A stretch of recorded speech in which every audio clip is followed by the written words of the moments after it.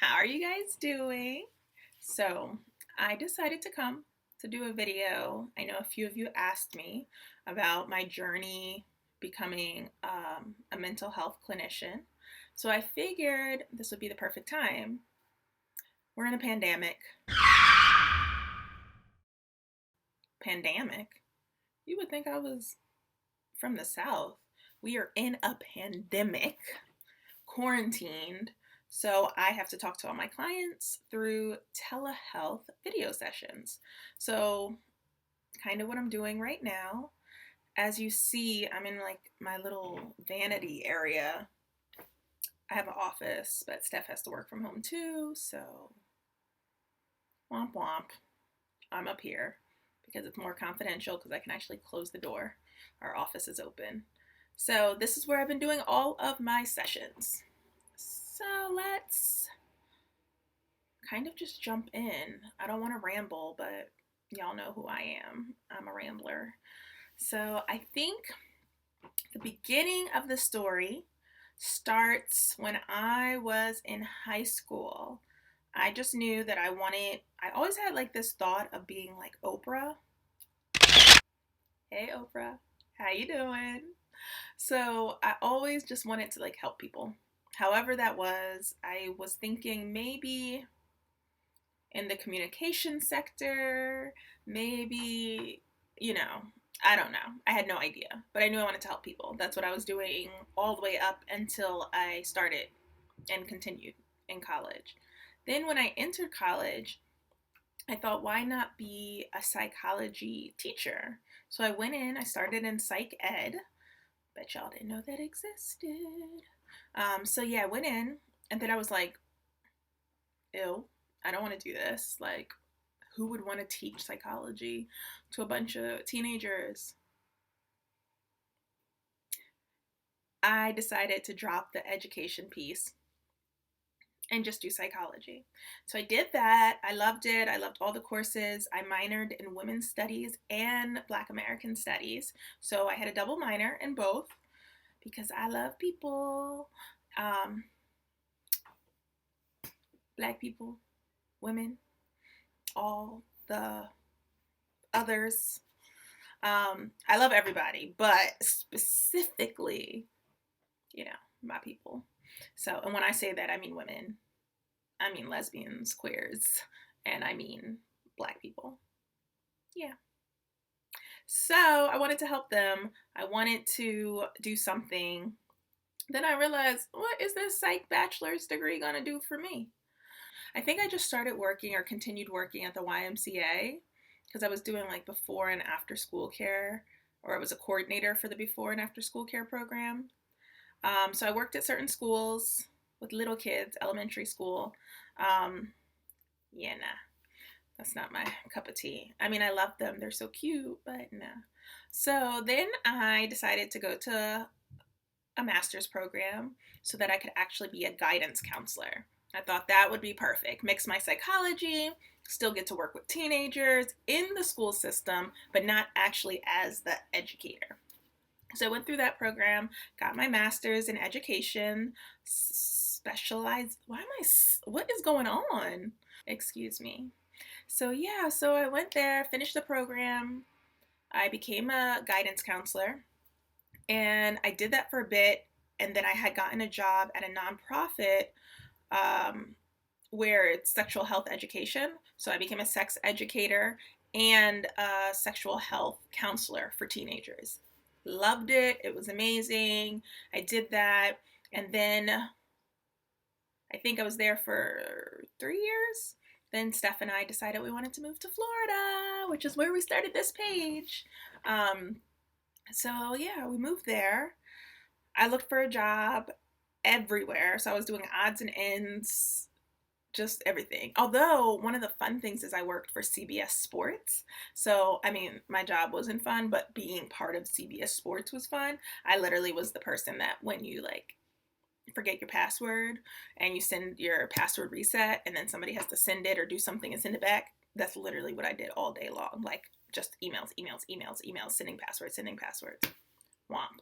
But Fridays we got to drink. They gave everybody drinks. Other days they would just randomly come in and we'd like play like different little sports activities games. They were always doing like raffles, winning stuff, feeding us. So whatever. I did that for a bit. And then I had this bright idea one day when I was like looking for a PhD program because I was like, what am I going to do? Might as well go back to school. It's what I love. So I was looking for a PhD program, and then I came across an MFT program. So that stands for Marriage Family Therapy. So like couples family therapy. And I was like, this is awesome. I loved what it stood for. I loved the school. I loved the reviews.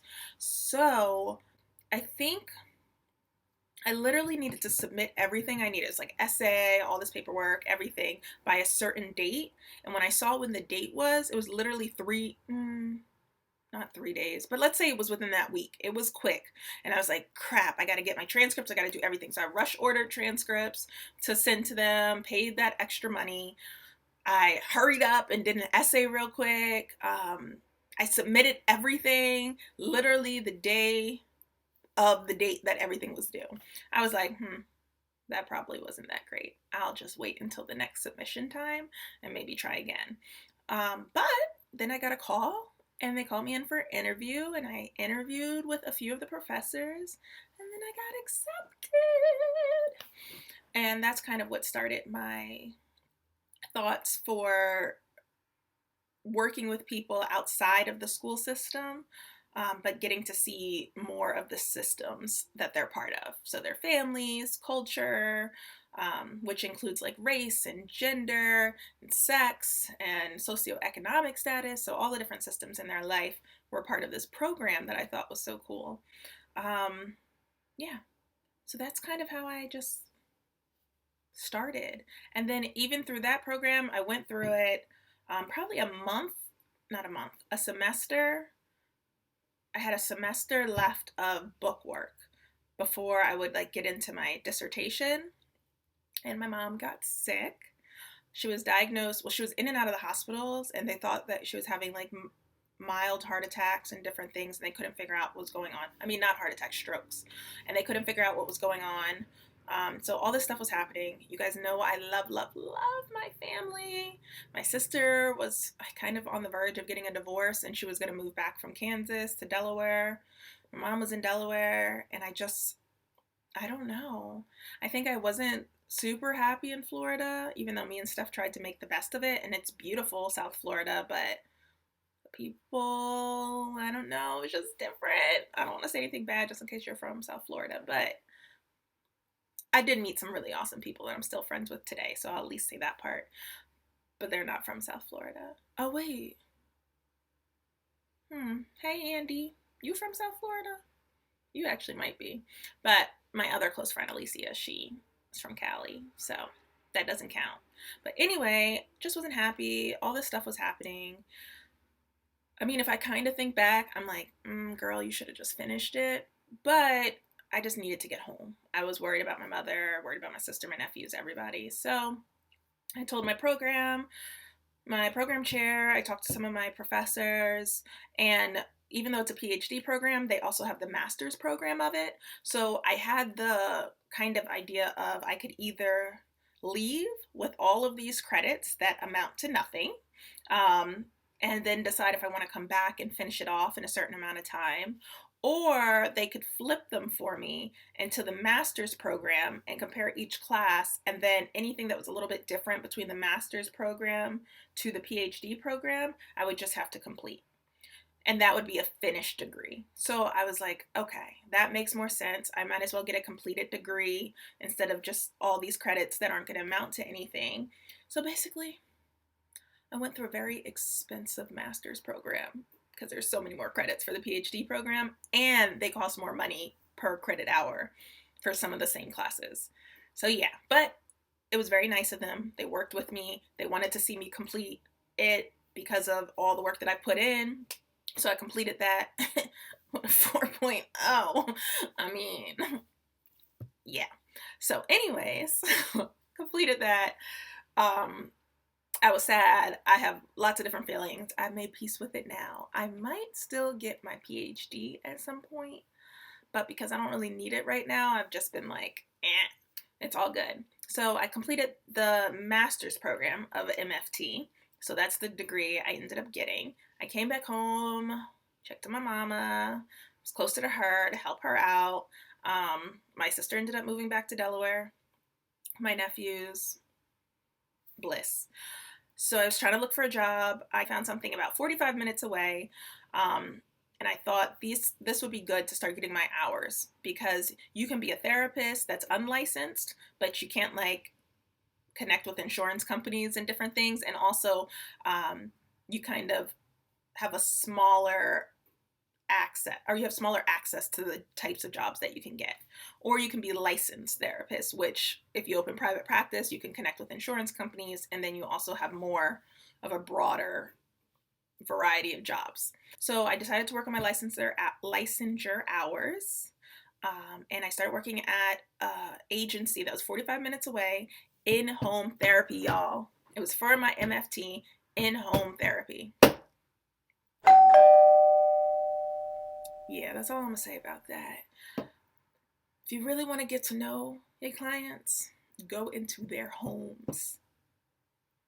If you really want to feel like you could be in danger or see certain rodents and different things, go into their homes. I wasn't about that life.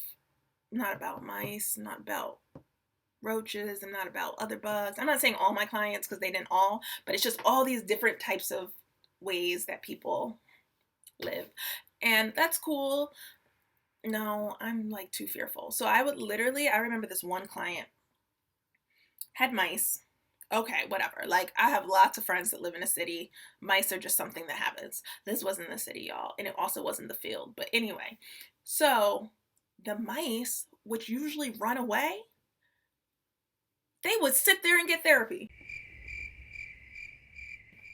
Like, literally sit there while I was providing therapy to the family and just kind of watch me like, yo, this is my house. Yeah. I couldn't do that. Another client, mind you, I did really great work while I was there, and I met a lot of really great families, so I want to preface it by saying that these are just specialized situations. I'm pretty sure there were like drug trades going on, because it just like people were coming up and down, up and down, up and down, like from the outside, like all these guys to a room, then they would leave like 30 seconds later. I mean, I made the reports and did what I had to do, but yeah, I'm not about that life. So I left the agency after some time because my anxiety was out of control. I learned a lot, because when you do work like that, it's not a specific like community of clients. You just get whatever you get. Any type of diagnoses, any type of people, any type of socioeconomic status, any type of ways of living, you just kind of get it, and you get a lot of it quickly. So you learn a lot. So all types of situations. So for that, I was proud that I did it. Then after that, I got my first taste of private practice, and I went to work at someone else's private practice as a contract therapist to finish off my hours. I fell in love. I still love the work I did working with people. I like the idea of having a little bit more freedom of creating your schedule the way you want it to. And if you have like a specialty, a lot more of the clients that are coming in are going to fit that specialty that you have. Yeah, some things might show up or happen unexpectedly, but usually they would fit under that umbrella. So it's just a lot of other things that are in place that I just appreciated. I finished off my hours, I became licensed, and then I decided, Christina, why don't you open your own private practice?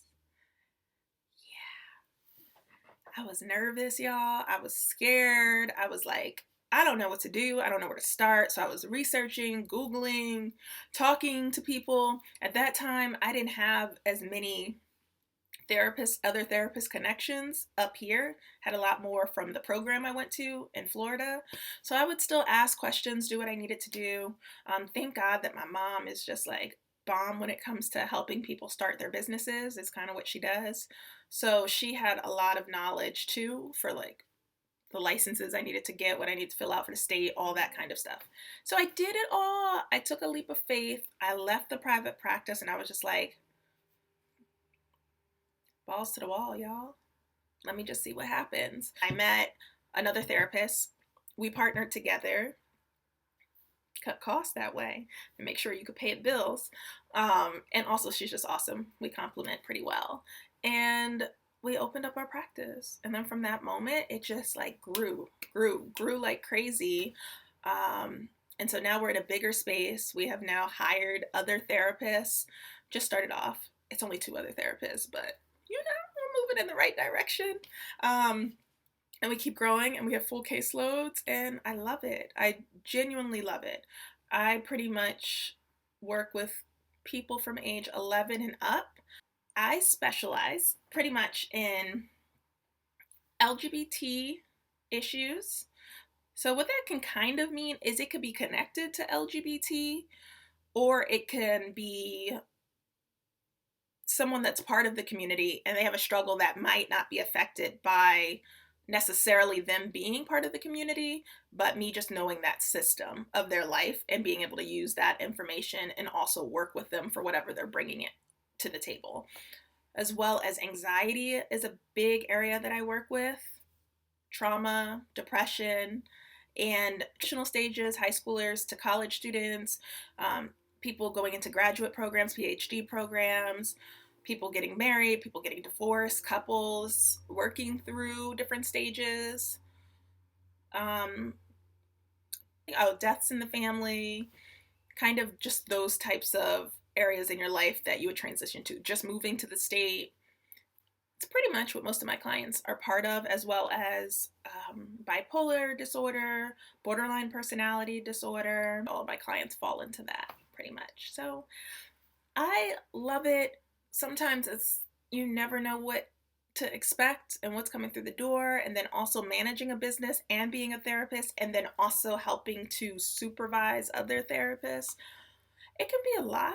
I love it. I just got to figure out now how to balance it and how to make sure that I'm starting to let go of tasks and hire other people to take that on. That's kind of been my journey. If anybody has any questions about it, if you're curious about anything or comments, please share. Go follow us on Instagram, Butterflyagape. Until next time, y'all.